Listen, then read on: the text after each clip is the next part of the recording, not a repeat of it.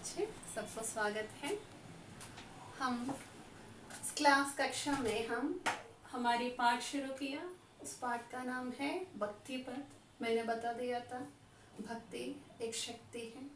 श्रद्धा पूर्वक, प्रेम पूर्वक आसक्ति दिखाना भक्ति होता है। और महापुरुषों का कहना है कि आत्मा का आहार है भक्ति। उन पदों से, भक्ति से जुड़ी हुई पद है। हमारी पाठ का नाम भक्ति पद। और उनकी रचयिता कौन है? रैदास और मीरा। और उन्मुखीकरण के लिए हमारे लिए क्या दिया? कबीरदास जी का एक दोहा दिया। और उस दोहे का अनुसार कबीरदास जी का कहना क्या है कि गुरु जी को भगवान से भी बड़ा महत्व होता है, क्योंकि उस भगवान का परिचय भी हमारी गुरु जी ने ही करवाता है हमें। इसलिए बच्चे, गुरु जी का हमारी जीवन में बहुत महत्व है। और भक्ति को भी, भक्ति से क्या आती है हमें? भक्ति से जीवन में गहराई आती है। और भक्ति से हमारी जीवन में अनुशासन भी आती है। इसलिए बच्चे, सदा आपको भक्ति श्रद्धा से अपना जीवन जीना पड़ता है। कोई भी पूजा वो श्रद्धा होती है, मेडिटेशन ही होता है। भक्ति माने क्या है? आसक्ति दिखाना ही। श्रद्धा से आसक्ति दिखाना ही भक्ति होता है। उससे हमारे अनुशासन बढ़ता है, गहराई आता है, जिंदगी में सफलता भी पाता है। और उस भक्ति की श्रद्धा कौन हमें करवाता है? माने हमारी मान्य गुरु जी ही। ओके चिल्ड्रन, उद्देश्य के लिए मैंने क्या बताया? उद्देश्य, एम ऑफ द लेसन, मैंने क्या बताया? छात्रों को प्राचीन साहित्य से अवगत कराते हुए, प्राचीन साहित्य माने ओल्ड लिटरेचर, उनमें काव्य रचना की विविध शैलियों का, काव्य रचना की विविध शैली माने so many types I told you. शैली के आधार पर पद्य, गद्य, चंपू काव्य। पद्य काव्य होता है, गद्य काव्य होता है, चंपू काव्य होता है। पद्य काव्य माने क्या है? पद्य से आधारित हम गा सकते हैं। और कहानी के आधार पर और कुछ को किसी की कहने के लिए ऐसे होते हैं, गद्य काव्य होता है। और आधा पद्य होता है, आधा गद्य होता है, वो चंपू काव्य होते हैं। वो रचना की शैली होता है, काव्यों की शैलियां होता है। यहाँ काव्य रचना की विविध शैलियों का ज्ञान, काव्य रचनाओं की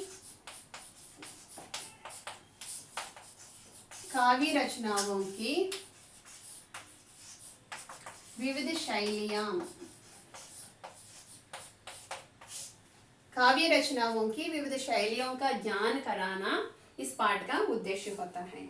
और भारतीय साहित्य और संस्कृति के प्रति उत्पन्न कर, भारतीय साहित्य माने Indian literature and the culture. हमारी कल्चर कितना महान है आपको पता है। हम इतना मशहूर और इतना, how much we are great about our culture means entire world attracting about our culture. Why? Because एक दूसरे की सहायता करना, नारी की प्रतिष्ठा देना और स्त्री को सम्मान देना, और हमारी अतिथि देवो भव मानना और वसुदैव कुटुंबकम मानना, ये सभी हमारी संस्कृति में हम ग्रहण कर लिया। भारतीय होने के नाते ग्रहण कर लिया। इसलिए भारतीय साहित्य और संस्कृति के प्रति रुचि उत्पन्न कर, तो मेड इंटरेस्ट एंड, रुचि माने इंटरेस्ट, निराडंबर भक्ति मार्ग का महत्व बताना, निराडंबर भक्ति भावना, निराडंबर भक्ति भावना।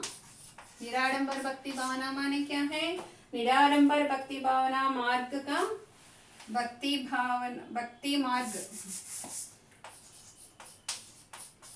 मार्ग का महत्व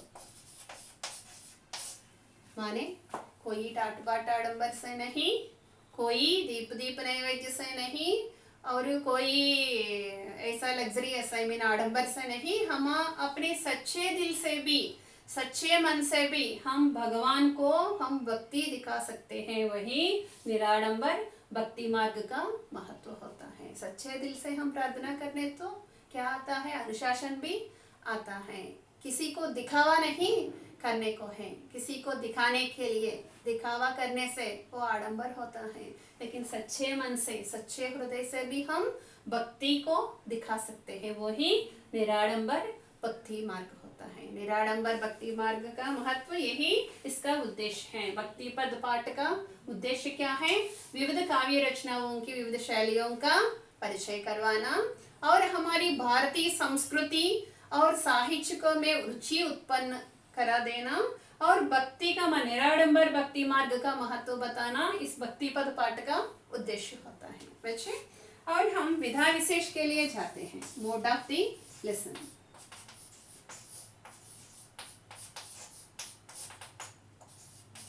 विधा विशेष, विधा विशेष मीन्स इसमें एक चौपाई और एक पद है। एक चौपाई, चौपाई माने क्या है? चौपाई और एक पद। The mode of the lesson means the first lesson Baraste Badal कविता पाठ है और दूसरा ईदगाह कहानी पाठ है और हम भारतवासी गेय कविता है और लोकगीत निबंध पाठ है। वैसा ही हमारी यह भक्ति पद में क्या है कि विधा विशेष माने मोड ऑफ द लेसन, यहाँ इसमें एक चौपाई है और एक पद भी है। पद माने मैंने बता दिया था, पद माने क्या है? शब्दों का एक समूह और शब्द वाक्य में जाकर प्रयुक्त होकर उसका अर्थवंत लाने के लिए सहायता करते हैं, तब वो पद बन जाता है, वही पद है। इसमें एक पद भी है और एक चौपाई भी है। इसमें चौपाई का मतलब क्या है जी? देखिए, चौपाई मात्रिक समछंद है, चार चरण। चार चरण माने मीन्स यानी चार पद होना। चौपाई का अर्थ क्या है बच्चे? चार चरण माने 4 लाइन्स, लाइक दैट। चरण, चार चरण यानी चार पद होता है। और इसमें मात्रिक समछंद है, उसके छंदोबद्ध है, उसमें मात्रिक समान होता है और उसके चौपाई पद विशेष लय और ताल से गाए जाते हैं। कोई भी छंद हम पद्यात्मक है माने हम उसको ताल से गाए जाते हैं और जो बच्चों को रागात्मक मन को छू लेते हैं, that means it directly it will go to the children heart. Why? Because they can easily they can sing it. And चौपाई छंद चार पंक्तियों का होता है। चार पंक्ति, पंक्ति माने क्या है? Lines, it's 4 lines. पंक्ति माने वरुसा, इन तेलुगुलो वरुसा अंटाम कदा మనం। सो चार पंक्तियों में होता है चौपाई और इसकी प्रत्येक पंक्ति में 16 मात्राएं होता है। इसमें प्रत्येक पंक्ति में कितना मात्राएं होता है बच्चे? 16 मात्राएं होता है।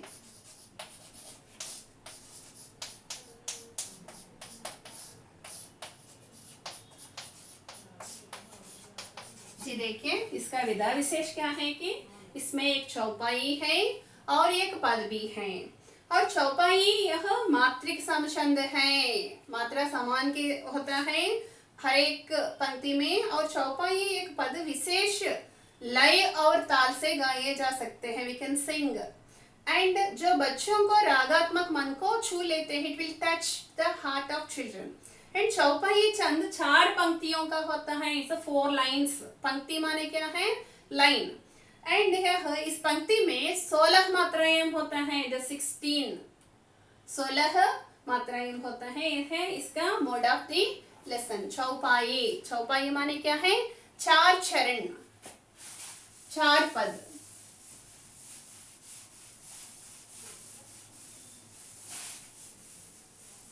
और नेक्स्ट we'll go to,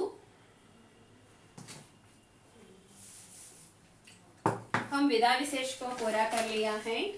यहाँ विषय प्रवेश, विषय प्रवेश क्या है? यहाँ प्राचीन काल से ही भगवत स्मरण, भगवत स्मरण मीन्स भगवान को याद रखना, भगवत भक्ति, भगवान के प्रति अपनी आपको अधीन में रहना, उस पर श्रद्धा पूर्वक आसक्ति दिखाना, भगवत भक्ति को महत्व दिया गया है। They are saying the importance about the devotees on God.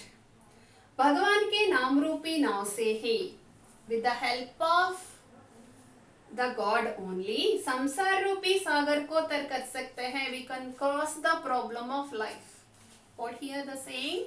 with the help of God devotees only we can cross all problems of our life. क्या कह रहा है?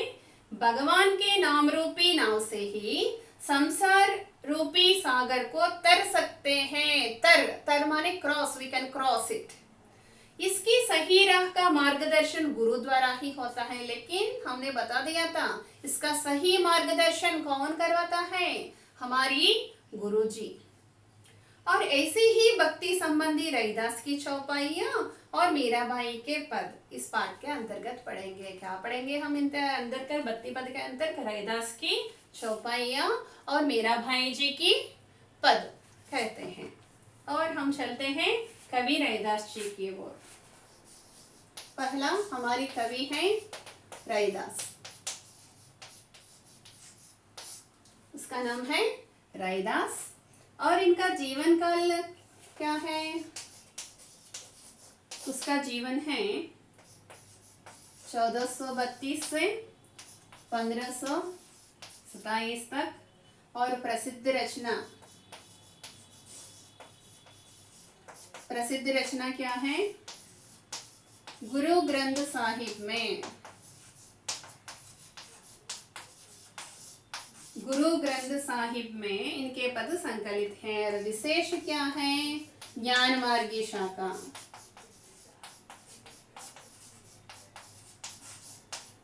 ज्ञान मार्गी शाखा. जी देखिए, आपको पता है ज्ञान मार्गी शाखा का मतलब क्या है?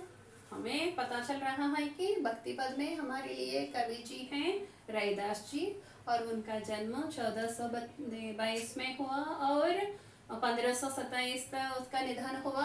और उनके कुछ रचना गुरु ग्रंथ साहिब में. लेकिन यह ज्ञान मार्गी की शाखा का मतलब तो आपको पता है? मैं बताती हूँ. हिंदी साहित्य को 4 भागों में विभाजित किया गया है. वो है वीरगाथा काल, रामचंद्र शुक्ल जी के अनुसार हमारी हिंदी साहित्य को 4 भागों में विभाजित किया गया है. वीरगाथा काल, भक्ति काल, रीति काल और आधुनिक काल.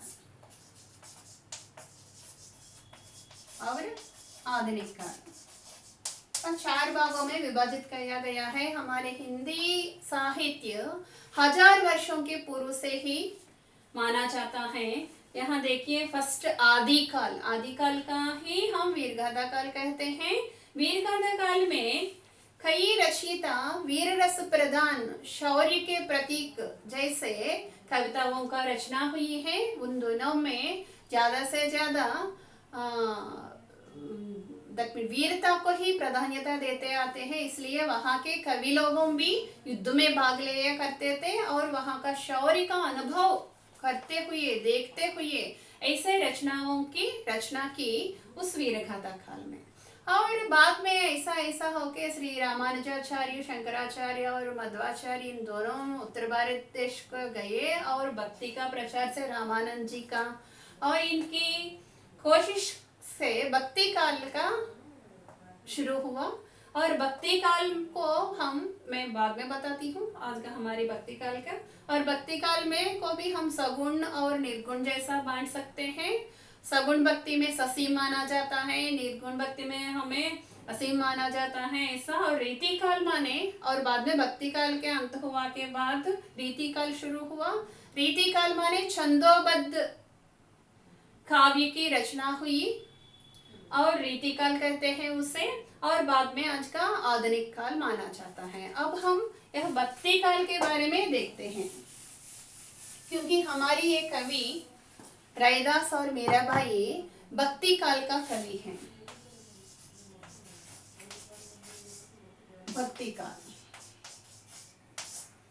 भक्ति काल को हम 2 भागों में विभाजित कर सकते हैं. निर्गुण भक्ति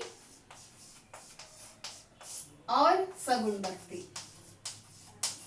जी देखिए, यहाँ भक्ति काल को 2 भागों में विभाजित किया तो निर्गुण भक्ति और सगुण भक्ति होता है. निर्गुण भक्ति में भगवान को आकर नहीं होता, निर्गुण निराकार परब्रह्म को ही भगवान मानते हैं, माने गुरुजी को ज्यादा प्राधान्यता देते हैं। यहाँ भगवान ही सर्वस्व मानते हैं सगुण भक्ति में। अपने आप को हमारी उस भगवान को ही पर विश्वास रखते हैं, यह सगुण भक्ति होता है। यहाँ निर्गुण भक्ति में निर्गुण निराकार परब्रह्म को ही भगवान मानते हैं। यहाँ अपने मानते हुए भगवान को ही सर्वस्व मानते हैं, वो है सगुण भक्ति। Okay children.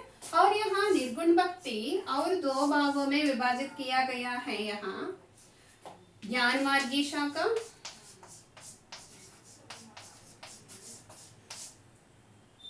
प्रेम मार्गी शाखा। और यहाँ सगुण भक्ति दो भागों में है, राम भक्त, कृष्ण भक्त। जी देखिए, यहाँ निर्गुण निराकार परब्रह्म गुरु को मानने वाला और दो भागों में विभाजित किया गया है, ज्ञान मार्गी शाखा और प्रेम मार्गी शाखा। ज्ञान मार्गी शाखाओं में संत कवि कहते हैं उन दोनों को, उनको संत कवि। ज्ञान मार्गी शाखाओं को कवि को क्या कहते हैं? संत कवि कहते हैं। और प्रेम मार्गी शाखा के कवियों को सूफी कवि कहते हैं। ज्ञान मार्गी शाखा के अंतर कौन आते हैं? जी देखिए, यहाँ हमारी रैदास जी ज्ञान मार्गी शाखा का है, माने वो भी निर्गुण निराकार परब्रह्म को ही गुरु मानने वाला। और यहाँ कौन आता है? कबीर। कौन आता है? कबीरदास जी, रैदास जी, इस जैसा कवि लोग ज्ञान मार्गी शाखा के अंतर्गत आता है। और प्रेम मार्गी शाखा के अंतर्गत कौन आता है? जायसी, मोहम्मद मालिक जायसी, कुतुबन और मंजन। इस जैसा लोग प्रेम मार्गी शाखा के अंतर्गत आता है। ये पद्मावत जायसी जी ने पद्मावत को लिखा। पद्मावत आपको पता है, एक मूवी भी है उसके।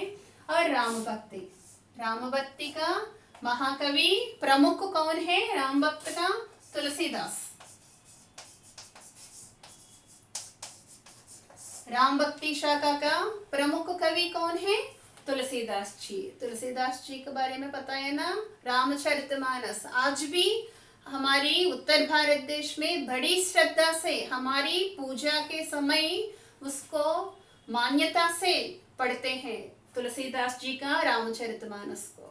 ऐसा महान है हमारे तुलसीदास जी। राम भक्त और कृष्ण भक्ति, कृष्ण भक्ति शाखा में कौन है? माने सूरदास। और हमारी आज की कवियत्री मीरा भाई। जी देखिए, यहाँ हमारी आज की कवियत्री मीरा भाई भी। जी देखिए, यहाँ हमारी एक कवि रैदास जी हैं और उसका जन्म यहाँ और उसके पद गुरु ग्रंथ साहिब में संकलित हैं। Directly there is no any काव्य उनका, लेकिन उनका कुछ कृत है वो हमें गुरु ग्रंथ साहिब में मिलते हैं। और यहाँ विशेष क्या है कि वह ज्ञान मार्गी शाखा का कवि है। ज्ञान मार्गी शाखा का मतलब आपको पता चलना है तो अब एक बार यहाँ देखना पड़ेगा। हमारी हिंदी साहित्य को 4 विभागों में विभाजन करते हैं। ये एक है वीरगाथा काल, उसको ही हम आदिकाल कहते हैं। और दूसरा भक्ति काल। भक्ति काल माने भगवान के ऊपर, अपनी गुरुजी के ऊपर अपनी श्रद्धा दिखाना भक्ति काल होता है। और बाद में रीति काल शुरू हुआ। रीति काल माने छंदोबद्ध काव्यों की रचना हुई, वह रीति काल है। और बाद में आधुनिक काल, वह गद्य काल भी कहते हैं। आधुनिक काल को गद्य काल भी कहते हैं। और हमारा यहाँ क्या देखना है कि भक्ति काल को देखना, क्योंकि हमारे ये दोनों कवि भक्ति काल से संबंधित कवि हैं।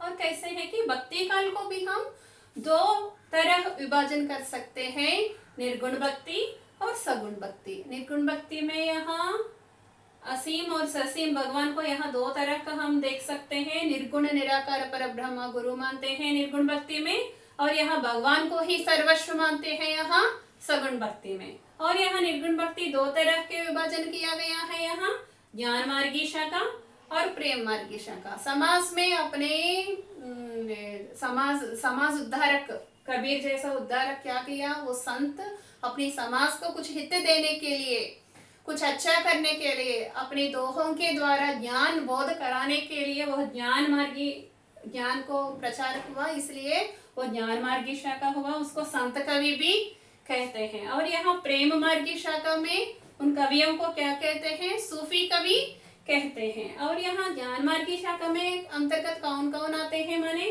कबीर, रहीम, रैदास, ये सभी ज्ञान मार्गी शाखा के कवि होते हैं। और पहले हमने उन्मुखीकरण में गुरु गोविंद दो कड़ी का केला गोपाई, बलिहारी गुरु अपने गोविंद यो बताएं, उस दोहे का कवि कौन है? हमारी ज्ञान मार्गी शाखा का कबीर ही है। उसको गुरु जी का महत्व का बता दिए कवि हमारी कबीर।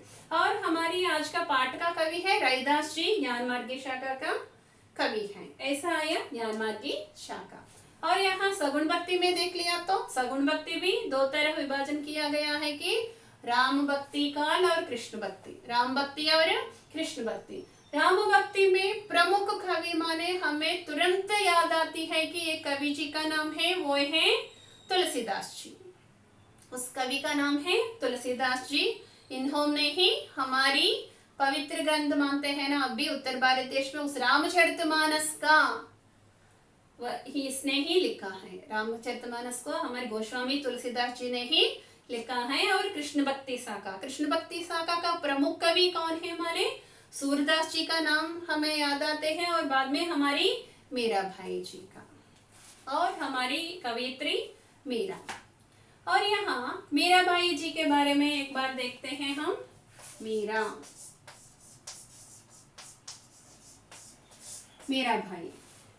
भाई का जन्म 1498 से 1573 तक माना जाता है। और प्रसिद्ध रचना क्या है? प्रसिद्ध मीरा भाई पदावली। इसने अपने पदों के लिए प्रसिद्ध है, मीरा भाई पदावली।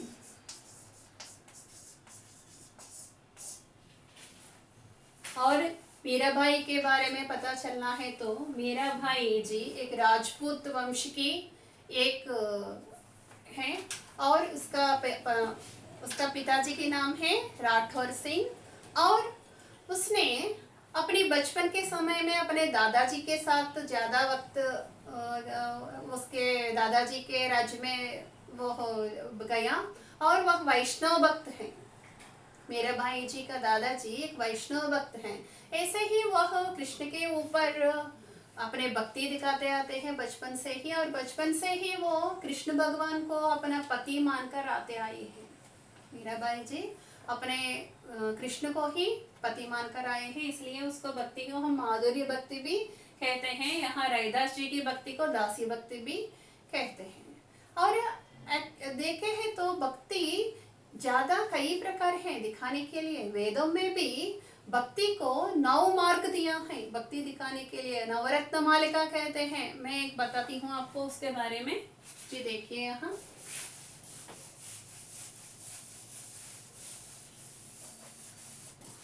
भक्ति मार्ग को हम नवरत्न मालिका भी कहते हैं वेदों में।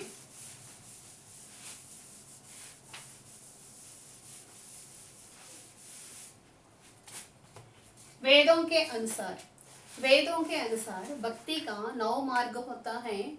9 मार्ग को हम नवरत्न मालिका कहते हैं। नवरत्न मालिका, नवरत्न मालिका। जी देखिए यहाँ पहला होता है श्रवण माने लिसनिंग। नेक्स्ट जी देखिए यहाँ पहला है श्रवण। श्रवण माने लिसनिंग, हम सुनते हैं भगवान जी की कई चरित्र और उसके गुणगान, ये सुनना श्रवण होता है। यही भक्ति का एक मार्ग है। और दूसरा क्या है? कीर्तना। कीर्तना माने prayer. We are doing puja, prayer, namaz, something, वह कीर्तना होती है। श्रवण माने क्या है? लिसनिंग, सुनना। हम भजन सुनते हैं ना, वही श्रवण, ये भक्ति का एक मार्ग है। कीर्तना माने डूइंग प्रेयर करना। वह कीर्तना होता है। और थर्ड क्या है? स्मरण। स्मरण, स्मरण माने रिमेम्बरिंग, याद रखना। भगवान जी का स्मरण ऐसे ही, राम तुम ही हो मेरे साथ, कहीं भी देखो मेरे साथ राम ही है, ऐसा ही स्मरण करना जी। देखिए तुलसीदास जी बार बार कहते हैं, एक आश एक विश्वास, राम श्याम घनश्याम हित चातक तुलसीदास। एक भरोसो एक बल, एक आश विश्वास, एक राम घनश्याम हित चातक तुलसीदास। ऐसी आशा भक्ति दिखाते हैं, वो स्मरण होता है। तुलसीदास जी के लिए हम कह सकते हैं राम के ऊपर कितना भक्ति दिखाते हैं। स्मरण माने क्या है? Remembrance of the god. Next the fourth one, पद सेवना। पद सेवना, पद सेवना माने service to the feet. Service to the feet, सेवा करना, पद सेवना। पद सेवना माने क्या है? Service to the feet. और पांचवा क्या है यहाँ? अर्चना। अर्चना, अर्चना माने क्या है? वर्शिपिंग टू द गॉड जी। देखिए यहाँ श्रवण माने क्या है? लिसनिंग। एंड द कीर्तना माने प्रेयर। एंड स्मरण, स्मरण माने क्या है? भगवान को याद रखना, भगवान को याद रखना, रिमेम्बरेंस। पद सेवना, पद सेवना माने क्या है? The service to the feet. And अर्चना, अर्चना माने क्या है? Worship to the God. And the sixth one, नमस्कार और वंदना। नमस्कार और वंदना means what? Bow to the in front of a god, bowing to the divine also. Next, seventh one, dasya. Dasya, dasya means what? Cultivating the bhava of servant to the god. भक्ति कैसे दिखाते हैं? दास्या में कैसे दिखाते हैं कि cultivating the bhava. Bhava means what? A feel like a servant. Next, eighth one, sakha. Sakha means treat like a friend. That means the cultivating the bhava like a mitra. Sakha जैसे माने like a friend. The improve the, that means the feel like a friend. भगवान जी को अपना मित्र जैसा मानना। और last आत्मनिवेदना, यहाँ मैं लिखती हूँ 9वें, आत्मनिवेदना। आत्मनिवेदना means complete surrender of the self. आत्मनिवेदना means what? Complete surrender of self. ये शुक्रिया बच्चे, ये है नवरत्न मालिका कहते हैं। अगले कक्ष में हम फिर विषय के लिए जाते हैं। शुक्रिया।